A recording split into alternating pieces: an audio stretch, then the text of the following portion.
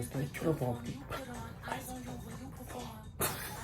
Yes, I come to you today to talk about Miss Horse Lady herself and the era of Renaissance, and just to basically talk about how impactful and just to overall just talk about this era and everything. It's so much fun.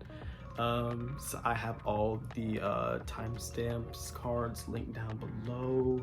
You can skip around to whichever section you want to, but I wanted to start off with talking about, do you guys remember country?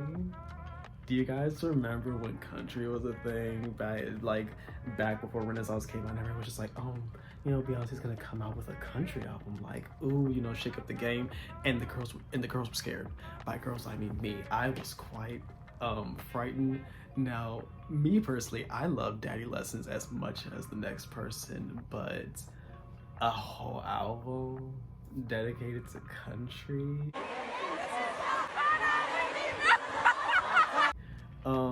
I love that you down south girl, but I was a little scared. I'm not even gonna lie. And to be fair, it was looking likely just, you know, when the album cover came out and, you know, she was on the horse and everything. It was really giving, because we heard it was like a mixture of dance and country, allegedly. We sat here, we were just like, and the thing about it is that it made so much sense. It meant that with the disco texture on the horse, but with the horse itself, it was just giving dance plus country. It was just one on one. It was making too much sense. So the girls were scared. We were all scared. Thankfully, you know, when the album came out, it wasn't, you know, giving that. But also with I want to talk about one last thing before the album came out. And how I'm blessed. Notice how when you're a good person, good things happen to you. I just remember when Break My Soul came out, it came out on my birthday. Happy birthday to me from Giselle. Giselle gifted that to me personally. It was a thank you note for babysitting Miss Baby Blue. When the album cover first, you know, came out, I did really like it, but I was also a little confused. I was just like, I feel like you could do, you know, a little bit more, a little bit different. However, when the album actually came out, it makes so much sense why the album cover is that way. Not only for like the dark, gritty nightclubbiness of it. And so the album did eventually come out on July 29th, 2022, which is very interesting also. Considering the fact that we knew that before it came out. Not her doing promo. Not her knowing what the word promotion means. Oh wow, we were treated so well this era until we weren't. But yeah, when the album had came out, it was so refreshing. It was kind of exactly what we needed in that moment. In time, you know, considering, you know, everything we went through in 2020, you know, pandemic, pretty much everything that happened in 2020 and then onwards, it was just like, it just made so much sense how we would have an album whose themes are defined by liberation and, you know, having fun and letting loose and being stress-free, forgetting the stress of the world around you, just turning off all of that, just negativity and just going out having fun. Like, just feeling free in all senses of the word. And I think it was actually very interesting of her to utilize queer culture and, you know, ballroom and stuff like that within the album. And the album itself was so interesting because it infused multiple different things. Like, yes, it is essentially like a spiritual successor to B-Day in my opinion. How it's a full-on dance album. Pretty much the entire album is, you know, dance-worthy tracks. But the interesting thing about this is that unlike B-Day, how it focused on R&B and funk and stuff like that, this time it focused on house, dance, Afro beats, and it had a little bit of electronic tease. Like, she was really in her bag with this one, and the tracks are also, at least structurally, kind of experimental. A little bit more. I mean, note that she's done, you know, experimental albums and tracks and everything like that before, and this really feels like a culmination of all of those things that she's done before, to be honest, which is why this feels like such a fresh sound for her. But also in the same vein, it feels like just a revitalization of what she's done before too. And the crazy thing is that the more that you listen to the album, the more it like sits in just that right pocket of like energy whenever you're like wanting to go out and have fun and stuff like that. It's so she put her foot in this album. It's ridiculous. Like like transitions between songs, like this album feels so cohesive. It feels so joined together as a full body of work, which is why it's so weird when some people like listen to albums like out of order on the first listen. That's weird. And the thing I loved about the transitions, besides just how smooth and like seamless they were between the tracks, it's just that it made it feel so much like it was already pre-mixed to be played by a DJ at a club, which fits so perfectly with this album, which is why it's so good. It has the baked in transitions between songs, and I'm just like, better than your local DJ, that's for damn sure. But most importantly, I did want to talk about how just influential and like impactful this album was for the queer community and everything. This is how you as an ally utilize the culture without it being weird or seem like you're putting yourself into a space that you're not like, or taking up space in the culture, you know, that you're not a part of and everything. It's just so, she did it so well and so effortlessly. Like it makes complete sense, especially when you take into, you know, albums like B-Day, which that album is also queer as hell too. Love that for us.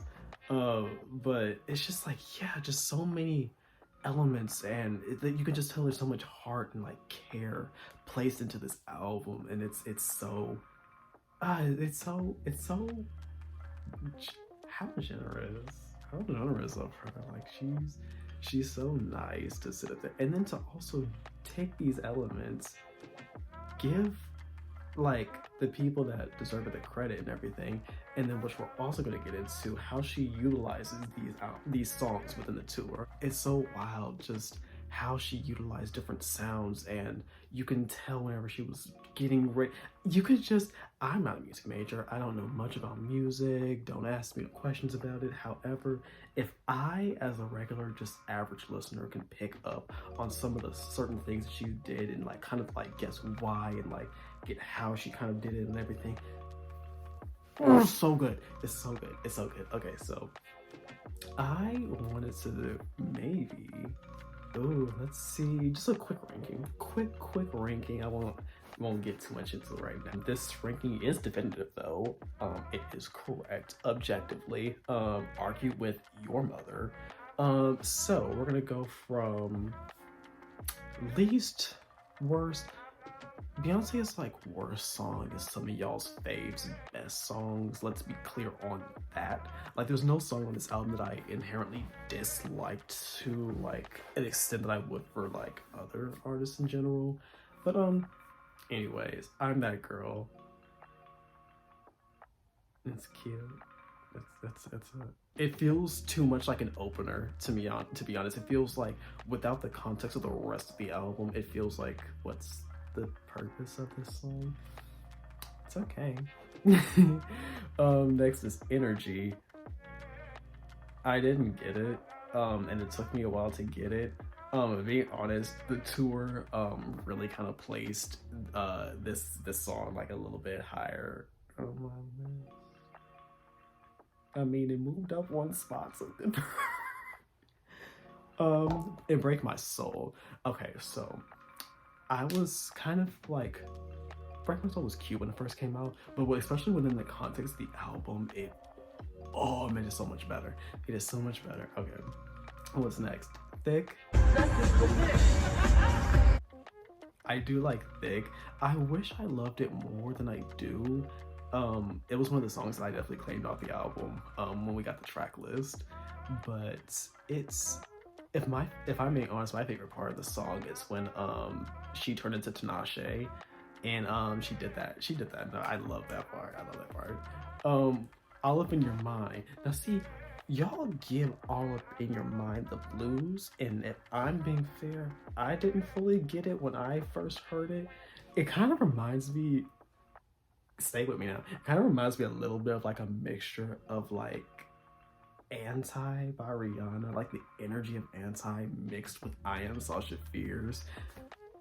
Don't it a little, just like a little bit. I don't know, it just kind of reminds me of Anti a little bit. But yeah, I definitely get it now. It's definitely, I'm not gonna skip it if it comes on. Church Girl. Okay, so a lot of y'all don't get Church Girl, and that's fine. It's for the thick Southern girls, and some of y'all can't relate. Moving on.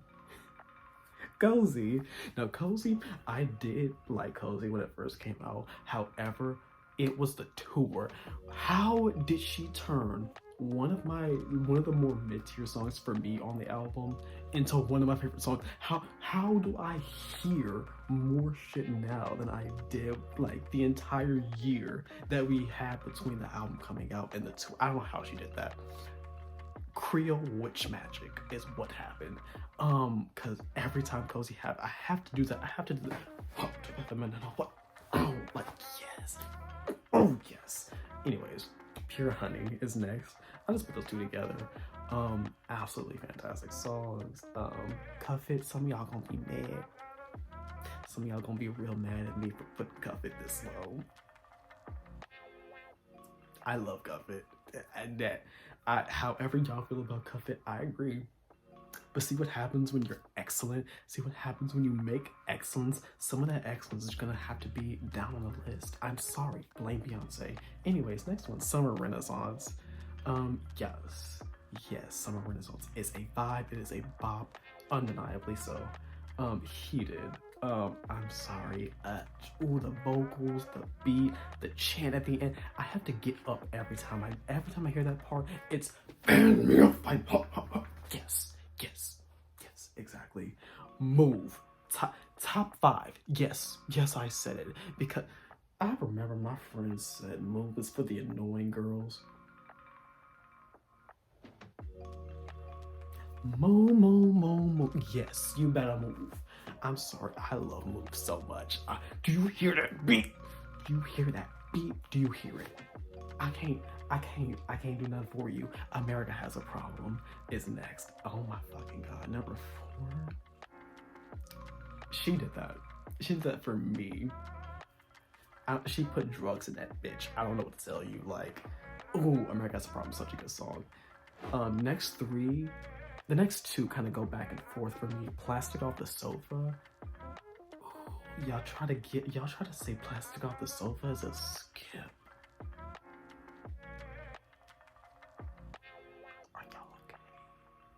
When I first heard the album, I thought that this was the song that the girls were going to go up for because the other ones would have been too hip hop or not her singing enough. So I said, here you go. And y'all said no thank you. Okay. Virgo's Groove. Objectively, see, I know the difference between best and favorite. The best song on Renaissance is Virgo's Groove. However, I do have to deduct a little bit of points for it being so goddamn long. It's enjoyable sometimes for being so long, but it's just like, sometimes it's just like, okay, that's enough of that. Anyways, and my favorite song off of Renaissance is Alien Superstar. If I'm being honest, it's the best to me. But that's objective, and I'll take that. That's fine. Y'all want to say Virgo's Groove? So Anyways, that's my ranking. And this whole entire album feels like a love letter, not only to just a regular everyday person, like love yourself, like get out there, have fun, let loose, let go of your inhibitions, but it's also such a love letter to the queer community. You got so many samples in there. You got like so many like well-known artists, and they're like well-known in the community. Like you have Ballroom, you have the gritty disco house beats mixed with like the ballroom references, like all of Heated, and like Superstar, like pure honey, like direct references to like songs like that. Oh my god, like just everything about that. It's just like she managed to capture the kind of quintessential like queer like club space ballroom like thing like so well. It's so crazy just like how well she was able to integrate herself. It was like she completely ignored the fact that she had an album out. And I was one of those people that was just like, girl, where the visuals at? Like, where the visuals at? But it got to a point, once we hit like month 4 or 5, I was sitting here, I'm just like, okay, yeah, I want the visuals too, but like, fuck the visuals. Can you do something? It was like, I get, because like Beyonce loves proving a point with all of her albums. And I was thinking like, oh, you know, people were saying, you know, that she's like relying too much on visuals and, you know, like the self-titled eliminated, like people are just like, oh, people like it's only as popular and as, you know, whatever as it is because, you know, it has visuals associated with it. So I was thinking that this was her just being like, okay, bet. And it worked. It was the fact that like, didn't this do better than Lemonade? I can't remember. Don't quote me on that. Don't quote me on that. But it was so crazy because it's just like it worked. It worked. And like Renaissance like soared like and Break My Soul went #1. I can't remember what cup it went to. I can't remember. Should have went #1. As should Alien Superstar. So we on taste list, and I just want to accept it. Anyways, yeah, she completely just made us dust, left us out in the ethereal, just out in the environment and everything, and it was so disheartening. It was just like, what kind of mother are you? Feed your children, feed your kids. You can't just somebody. I need child support, because how dare you as a mother? No performances, no lives, no media promotion, no. Didn't she only put out, she put out Cuff It? Is the other, is the 3rd single even out yet? I haven't even checked in a while. Like, I swear, like, has she even, when was the last time she put out a single? Is Cuff It still the last single? I wouldn't even be surprised. This bitch loves sabotaging herself. I don't know what it is about her. Oh my god, like, girl, I get it. I get it. You're bigger than that. But like, also, like, it's so disheartening. Just seeing you like disappear and like you're just like, okay, y'all are gonna sit here and enjoy this music, and that's gonna be it. And I sat there and I loved it, and it was growing on me. It like I already loved it at first, but like it kept growing on me, and it was so wild just seeing her completely ignore this album for like a year. I was just like, me? Yo, girl, are you good? Are you still alive? That's so crazy. And do you know what the thing that pisses me off the most about that? It was just like, you don't want to give us visuals? Fine. Fine, girl, fine. You don't want to do no performances? You didn't want to like, what about a documentary? Remember when Self-Titled came out and she put out that whole, like, what was that, 6 to 7, 8-part documentary of like the making of behind the scenes? Like, I would love that. I don't know about y'all, I would love that. Everyone, welcome to Mother's Mind.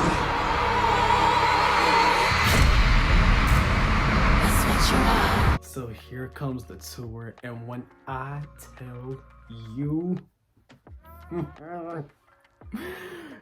if I were to say that this is the best tour of all time, who gonna check me? Who gonna check me? Because you wouldn't have shit to say, because what other option is there? I'm so sorry. They're one of the best tours of all time, and it's not even a compare. How does she continue to top herself like this? How does she continue to, it's so crazy how she continues to one-up herself every single time. It's crazy, it's ridiculous. The fact, how you,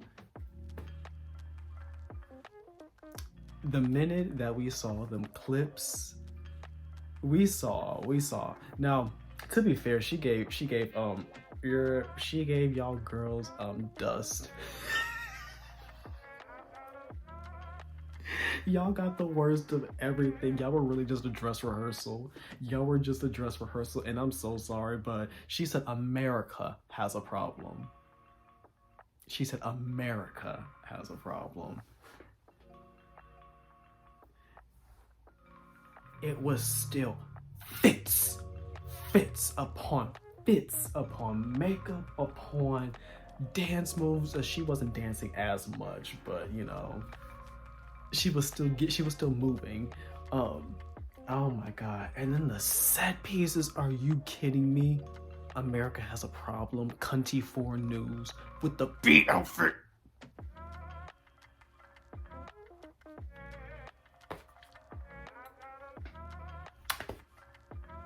And y'all want me to get whom? My question is, if you think there's another artist out there who has a better tool, whomst is my question. I'm gonna tell you the technical mastery, the technical engineering, the fans, the robotics. How you do that? And then the like, it was everything. It was when I say best tour of all time, I'm talking about vocals, I'm talking about fits, I'm talking about audio, I'm talking about music, I'm talking about dancing, I'm talking about performance, I'm talking about engagement, I'm talking about set design, set pieces, audio, technical engineering, everything, moving around, the energy, the people, the stands, when I tell you the beehive through that, let me tell y'all something. Y'all, ooh, this piece is cute, but it be getting on my damn nerves. When I tell you, who else but the Hive? Whom else would give one? Did you see the fits that the Hive had on? The fits, bitch.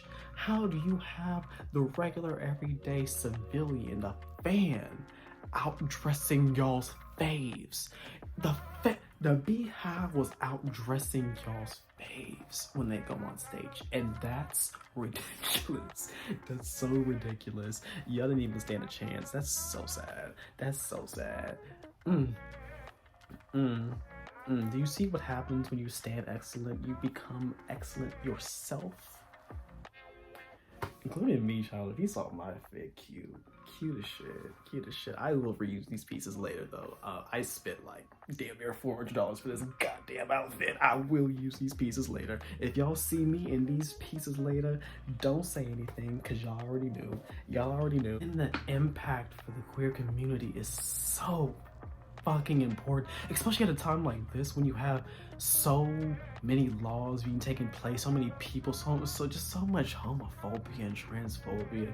It's just so crazy how during this time, this is a time where we needed it the most. Like, oh my god, like, it's so crazy. And then to have our culture platformed on such a huge stage, you would think more people would have been upset by that, but it's so crazy. None of the I haven't really seen any of like the conservative talking heads really say anything about this tour. Did they not get the memo, or were they just like, we tried to get Beyonce earlier with that boycott Beyonce shit and it didn't work because she's too excellent? What were you going to do to her?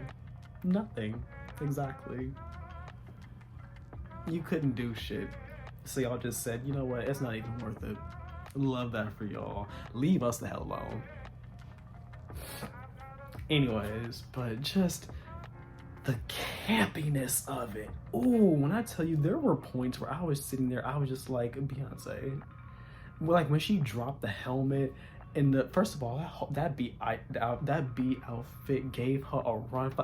What is it with Beyonce and fighting and beefing with her and beefing with her set design and costuming? That B outfit was kicking her ass. She was trying to move, and that B outfit said, just. That B outfit had her moving like, ooh, real stiff like, but she tried, and I appreciate her for that. It was hilarious when she broke the helmet, and then it tried to get it. See, the helmet got her back because it came for her eye.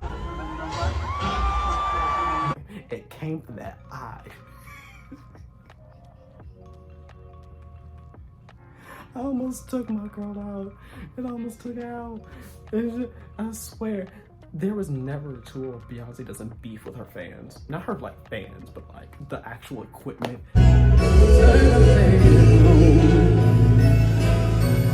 The overall like this tour felt so campy. It felt so unserious, yet so serious at the same time. It's so wild how she did that. That's so crazy. Like the amount of detail, the aesthetic. Oh, the visuals, the interludes between songs, the video interludes, the oh my god, the themes, the imagery for this tour. It's so good. It's so good. You can watch all the clips you want to on Twitter, but it pales in comparison to when you're actually there listening to this shit, listening to this bitch perform miracles. How the fuck she do that with her voice? How? That's so crazy. That's spooky. Creole witch magic. I told y'all, this bitch is performing rituals. But yeah, the whole humanizing aspect of this tour has definitely like aided, and it's like it definitely appeals a lot to the queer and ballroom culture, because it definitely gave that campy, like serious yet unserious at the same time. But when I tell you, when she comes through with a fit, like the fits. Do you not see the fits? Best tour fashion-wise for not only the main performer, the main artist, but the background dancers and the fans. How you get all three to be completely blow everyone out of the water. It's just so imagine living in the same time as Beyonce. What a gift. What a gift. This is I'd be so pissed if I just had to like look at videos, like if I was born 100 years from now, just looking at videos and being like, I could have been there. It's fine. We're just lucky. We're just so blessed. How do you sit up there and be your own opening act, singing down the entire tour, just singing down for no reason, just because she can, That's I'm sorry. And there's so many iconic moments, so many faces she made. All the whole mute challenge, which did we ever really get like one completely silent mute throughout the whole entire tour? I think the closest was like one of the Atlanta nights, I think one of the Houston nights, and I think y'all said something about the LA on her birthday. Big three. Speaking of big three, do you like the set design for this is so impeccable? Like the legs opening, like the real cut, just legs, just yeah, you know, it is. It's just the big titties for all 2 times she performed Thick. Thick ain't even one of my favorite songs in the album, but how dare you? How dare she? That's so rude. Thick fits so well for the Renaissance era and the Renaissance tour. It just does. I'm sorry. You are the visuals, baby. Foreshadowing, because she pissed me off. It was her face when she was like, It was her face. It was the face she made that pissed me, because I didn't get it. I wasn't listening to her. See what happens when you don't listen to her? And now look at us. We are the visuals. Period. Yes, all the times of her fucking up heated. Coco Canal. Oh, we love to see it. Oh, we love it. We love it so much. This is all the wardrobe malfunctions, all of the. She ain't no diva. It was her looking back for me. It was her looking back. She was just like, I just want you to be sure that I'm looking directly at you. Yeah, you ain't no diva. How you feel about that? Imagine paying upwards of $1,000 to go see your Faye performance. She says that you ain't no diva. I'd kill myself. I'd kill myself right then and there and change the trajectory of everyone's life. Like, it's so. This is pissing me off. Her ability to boost every single song that she had on the album. How do you make two of the more like middle tier songs for me, Energy and Cuff It, some of my favorite moments on the tour? How does she do that? That's so excellent. Just excellence from head to toe. It's ridiculous. I'm sorry, pussy. It was the fans, the robotics, the techno-pirate, everything was just giving. It's so crazy. Also, for y'all who got into Club Renaissance and got the heated fan and the little tour booklet, the picture booklet thing, I don't care if something good happened to you. It should have happened to me instead. It should have happened to me instead. But I was too poor. I was too broke. Which, speaking of which, when Beyonce says, y'all look so good, and she's only looking at the Club Renaissance people, what about us in the back or in the middle section so you can't see who also put in the time and the effort to make these outfits that you can't see, girl? That's why she shaded y'all and said y'all ain't no divas. We gonna see how these, I know they're not the visuals, but we're gonna see how the movie goes. I will be sad,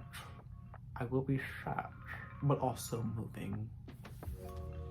So we'll see how that goes. We'll see if how many of us get kicked out of the movie theaters because we doing the most. Remember, y'all, this is not the actual tour. This is not the actual concert. Remember to act appropriately, okay? Because I know how we get. But yeah, so this is all Act 1 apparently. So let's see what she does for Act 2. I'm very excited. Hopefully not country, because the rumor's still circulating around and it's making me nervous. But yeah, that's pretty much the majority of what I want to talk about. It's just, it's so wild just how she managed to come up with this. See, this is what happens when you lock excellence alone in a house for a year or two. You get a fully fleshed out body of work in a tour. That's so crazy. I was gonna say era, but there is no era. Really, there really is no era. It's just the album and the tour. So you know, hoping next act we actually get an era this time. Thank you so much for watching, and next week I have a little Halloween thingy video-ish in mind. We'll see how that goes. But yes, thank you so much for watching. If you'd like to check out my last video, it's about how all these social media apps suck. But yeah, I hope to see you next week, and leave a like, comment, subscribe, all that YouTuber blah blah blah shit. But yeah, I'll see you in the next one. Bye.